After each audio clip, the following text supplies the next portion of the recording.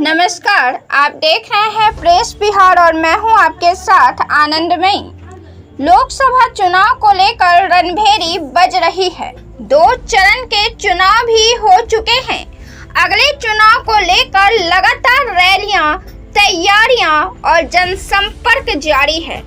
आज हम कौन मारेगा बाजी के सीरीज में बात करेंगे उजियारपुर लोकसभा सीट की। उजियारपुर लोकसभा सीट वैशाली और समस्तीपुर के भागों से बना है। इस सीट पर त्रिकोणीय मुकाबला हो गया है। इस सीट पर भाजपा से नित्यानंद राय हैं, जो मौजूदा सांसद भी हैं, तो वहीं राजद के 2 प्रत्याशी मैदान में हैं।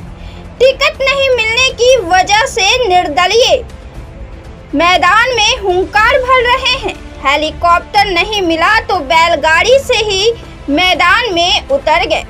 अमरेश राय तेजस्वी लालू के हनुमान कहे जाते हैं और समस्तीपुर जिले से हैं।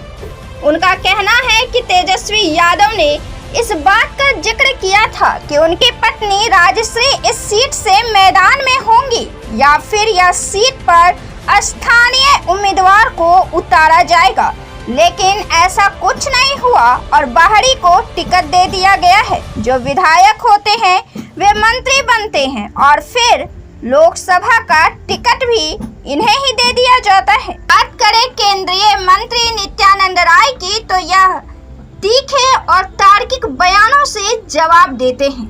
लालू परिवार पर तीखे करारे हमले करते हैं, तो इनका अंदाज भी काफी सुर्खियों में रहता है।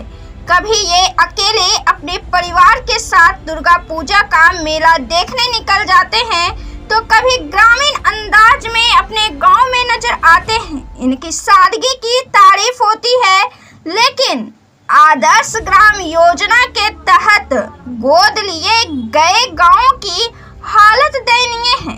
नित्यानंद राय कहते हैं कि हर घर में, हर जन में विकास की लहर है, इसका ये दावा करते हैं। लेकिन जितना आत्मविश्वास से ये बातें कहते हैं, अगर उस गांव में चले जाए जिनको इन्होंने गोद लिया, तो आवाज थरथरा जाएगी और खामोशी दबोच लेगी। राजनीति में कदम रखने के बाद नित्यानंद राय ने कभी पीछे मुड़कर नहीं देखा। सफर की शुरुआत की और इस सफर में हर बार नई सीढ़ी को तय किया है। 1982 में एबीपीवी से जुड़कर नित्यानंद राय ने राजनीति में प्रवेश लिया। 10 साल के बाद यानी 1990 में भारतीय जनता पार्टी में शामिल हुए। फिर 10 साल बाद यानी 2000 में ये समस्तीपुर से विधानसभा का चुनाव लड़े और लगातार 4 बार जीतने में कामयाब रहे। ये साल 2014 में उजियारपुर से सांसद बनते हैं और इधर भाजपा के लिए भी प्रमुख नेता बनते हैं। बिहार में इनको प्रदेश अध्यक्ष पार्टी का बनाया जाता है। अभी भी ये अपने लोकसभा में चुनाव प्रचार के दौरान भी अन्य प्रदेश की जिम्मेवारी को देख रहे हैं।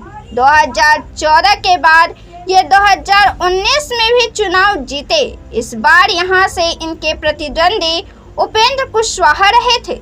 बात करें अगर हम इनके वोटों के आंकड़े की, तो 2014 में 60,469 वोटों से जीत दर्ज की थी और 2019 में वोटों की संख्या में इजाफा हो जाता है और 2,77,278 वोटों से नित्यानंद राय जीत दर्ज करते हैं।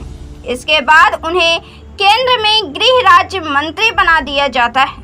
अब हम बात करें राजद उम्मीदवार आलोक मेहता की, तो ये भी बड़ा नाम है और इस सीट पर लगातार चुनावी मैदान में अपनी किस्मत आजमाते रहे हैं। आलोक मेहता 2009 और 2014 में अपनी किस्मत आजमाए हैं। एक बार तकरीबन 25,000 वोटों से, तो दूसरी बार तकरीबन 60,000 वोटों से हार गए। आलोक मेहता राजद में बड़ा नाम है। बिहार की सियासत में भी इनका स्थान मजबूत है। तेजस्वी यादव के राजनीतिक गुरु माने जाते हैं। ये राजद के संस्थापक सदस्यों में से एक रहे हैं। पार्टी के प्रधान महासचिव रहे हैं। नीतीश कैबिनेट में राजस्व एवं भूमि सुधार मंत्री रहे हैं। सहकारिता मंत्री रहे हैं। उजियारपुर से 2004 में सांसद रहे हैं। उजियारपुर राज्य विधानसभा क्षेत्र के लिए विधानसभा के सदस्य चुने गए थे। बात करें यहाँ की जातीय समीकरणों की, क्योंकि बिना राजनीतिक हिसाब किताब बैठाए मामला नहीं जमता है। चुनावी वैतरणी पार होने की उम्मीद नहीं जगती है। तो उजियारपुर के जातीय समीकरणों के अनुसार उजियारपुर क्षेत्र में सबसे ज्यादा 15.29% यादव जाति के वोटरों की संख्या है। वहीं मुसलमान 9.26%, ब्राह्मण 6.78%, राजपूत 4.41%, भूमिहार 3.06%, कोयरी 8%, कुर्मी 4.46%, मल्लाह भी 4.46%, बनिया 2.28%, रविदास 5.78%, पासवान 9% और मुसहर जाति का 2% वोट है। तो बड़े मंत्री और राजनीति में मजबूत पकड़ रखने वाले उजियारपुर लोकसभा में एक बार फिर से अपनी किस्मत आजमा रहे हैं।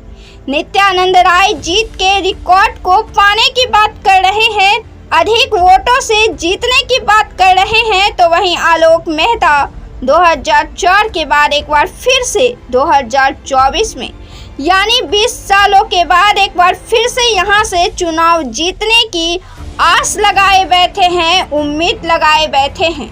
तो आप इस पर क्या राय रखते हैं? अपना जवाब कमेंट बॉक्स में जरूर दें। वीडियो को लाइक करें, शेयर करें, चैनल को सब्सक्राइब जरूर से कर ले। धन्यवाद।